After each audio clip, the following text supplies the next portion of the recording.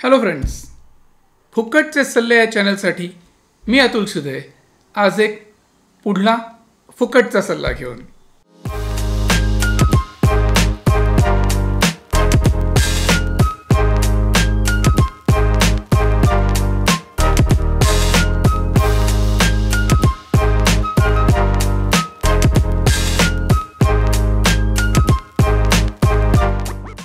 आजचा विषय आहे पोर्टफोलिओचा एपिसोड नंबर 2.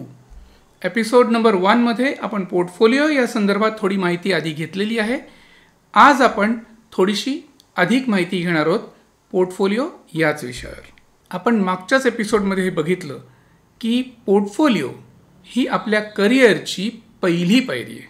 पहिलं प्रेझेंटेशन, पहिलं इम्प्रेशन, आणि first impression is the last impression. So पहिलं इम्प्रेशन आपलं हे उत्तम झालंच पाहिजे. सो पोर्टफोलिओ हा आपल्या करिअरचा पाया आहे. हा भाग अत्यंत लक्षात ठेवण्याचा आहे. सो पोर्टफोलिओकडे किंवा पोर्टफोलिओला हलक्यात घेणं हे तुमच्यासाठी खूप घातक ठरू शकतं. आता अनेक स्ट्रगलर्सचा असा एक समज असतो की मी पोर्टफोलिओ बेस्ट केला की मला नक्की काम मिळणार. म्हणजे त्यांना खात्रीच असते ऑलमोस्ट की मी इतका पैसा खर्च केलेला आहे पोर्टफोलिओवर, मी इतका पॉश पोर्टफोलिओ केलेला आहे आणि आता मला काम मिळणारच. ही त्यांचा एक ओव्हर कॉन्फिडन्स असतो त्यांच्यामध्ये. आणि अशा ओव्हर कॉन्फिडंट लोकांना मला हे आवर्जून सांगावं असं वाटतं की पोर्टफोलिओ उत्तम केला म्हणजे तुम्हाला काम मिळेलच असं नाही. तुम्ही पोर्टफोलिओला 5,000चा पोर्टफोलिओ करायच्या ऐवजी 50,000चा पोर्टफोलिओ केला म्हणजे तुम्हाला काम मिळण्याची गॅरंटी वाढली असं नसतं.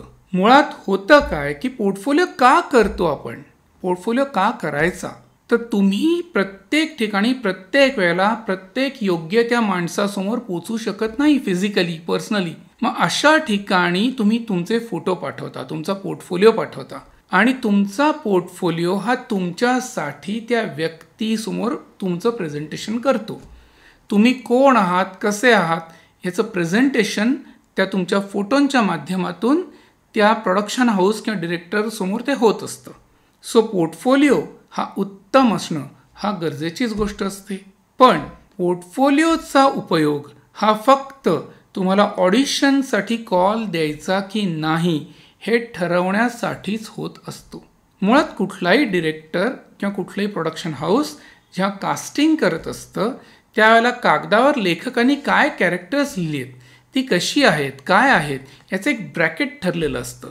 आणि मग त्या कॅरेक्टरची स्पेसिफिकेशन्स ही सर्क्युलेट केली जातात की आम्हाला अशा पद्धतीचं कॅरेक्टर पाहिजे.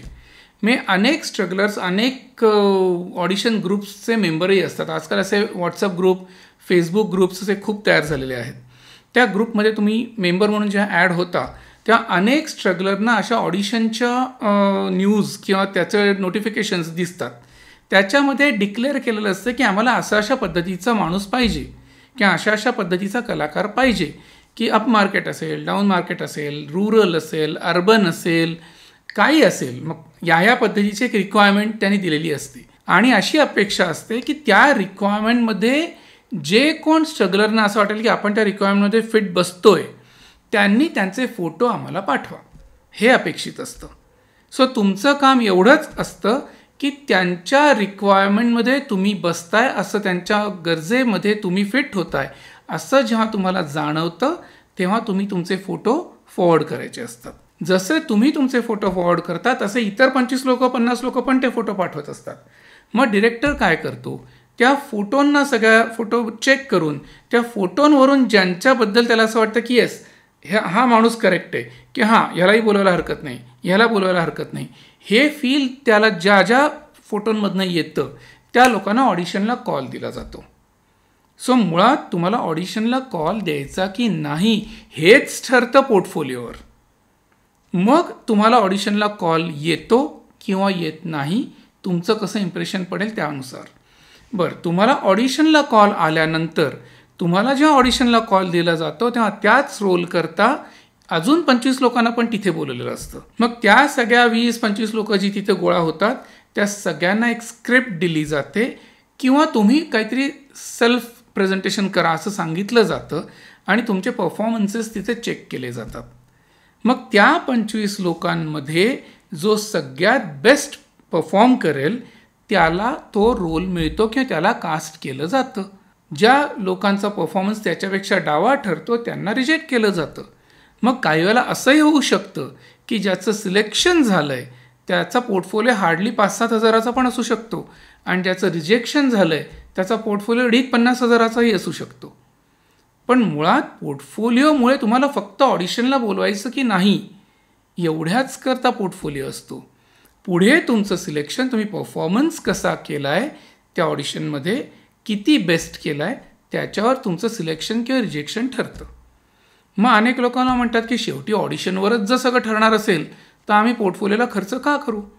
मग परत माझं म्हणणार आहे ये रे माझ्या मागल्या परत तोच मुद्दा काढलास तू की पोर्टफोलिओ हा जो पहिलं प्रेझेंटेशन किंवा पहिलं इम्प्रेशन क्रिएट करणारा जो तो मुद्दा असेल तर तू त्याला हलक्यात कसा घेऊ शकतोस. त्याला तू सिरियसली घेतलंच पाहिजेस. सो पोर्टफोलिओ सिरियसली घेणं हा वेगळा मुद्दा आहे आणि ऑडिशनच्या वेळेला अतिशय उत्तम परफॉर्मन्स करणं हा वेगळा मुद्दा आहे. त्याच्यावर तुम्हाला काम मिळतं किंवा तुम्ही रिजेक्ट होता हा मुद्दा लक्षात ठेवायचा.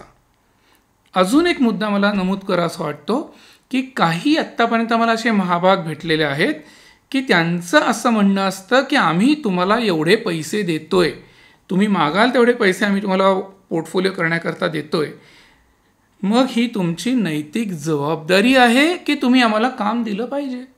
अरे हा काय मुद्दा आहे. मी फोटोग्राफर आहे. मी तुमचं प्रेझेंटेशन करणारा माणूस आहे. तुम्हाला उत्तम पोर्टफोलिओ तुमचे उत्तम फोटो काढून तुमच्या हातात ठेवणं हे माझं काम आहे. तुम्हाला काम मिळवून देणं हे माझं कामच नाही आहे. तर एक बाई काही झालं वर्षभरापूर्वी एक बाई माझ्याकडे आली होती तिच्या मुलीच्या पोर्टफोलिओच्या संदर्भात आणि त्यांनी माझ्याशी अक्षरशः वाद घातला त्या बाईंनी की आम्ही एवढे तुम्हाला 25-30 हजार रुपये देणार आहोत मग तुमची नैतिक जबाबदारी नाही का की तुम्ही आम्हाला काम द्यावं मग आम्ही तुमच्याकडे इतके पैसे का घालवू तुम्ही जर काही ॲश्युरन्सच घेणार नसाल तर. हा तिचा मुद्दा होता. त्याला मी त्या बाईला विचारलं बाई तुझी मुलगी शिक्षित आहे का शिकली आहे का. त्याच्यावर त्या बाईनी म्हणजे काय ग्रॅज्युएट आहे. म्हटलं ओके ग्रॅज्युएट झाली ना ती म्हणजे थोडक्यात शाळेमध्ये 10 वर्ष आणि कॉलेजमध्ये 5 वर्ष तुम्ही फिया भरल्यात क्लासेस लावले असतील त्या क्लासेसच्या फिया भरल्यात. मग शाळेला कॉलेजला किंवा त्या क्लासेसना तुम्ही हा प्रश्न विचारलात का की आम्ही 10 वर्ष 5 वर्ष तुम्हाला फिया देणार आहोत तर तुम्ही आम्हाला जॉब देणार का. माझ्या मुलीला तुम्ही जॉब दिलाच पाहिजे ती तुमची नैतिक जबाबदारी आहे. हा मुद्दा तुम्ही त्यांना विचारलात का.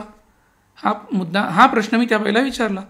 म्हणलं शाळा कॉलेज हे तुम्हाला एज्युकेशन देण्याचं काम करतं तुम्हाला अक्कल देतं आणि ते नॉलेज वापरून तुम्ही स्वतःकरता जॉब अपॉर्च्युनिटीज शोधायच्या असतात तुम्ही जॉब मिळवायचे असतात.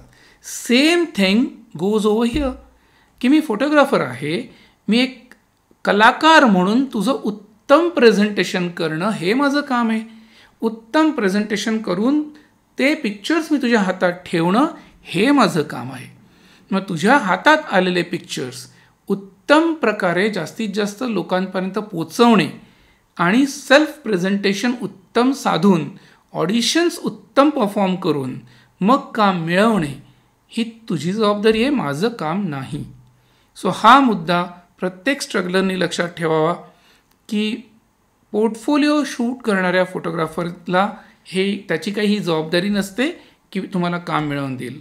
So first thing go for the good pictures, go for the good portfolio and secondly अभिनयावर वर्कआउट करत राहा परफॉर्मन्सकडे लक्ष द्या आणि perform best at the time of auditions म्हणजे तुम्हाला काम नक्की मिळेल. माझा हा मुद्दा तुम्हाला आवडला असेल तर एक लाईक तो जरूर बनता है. शिवाय माझा चॅनल सबस्क्राईब करा आणि जास्तीत जास्त शेअर करा. थँक्यू.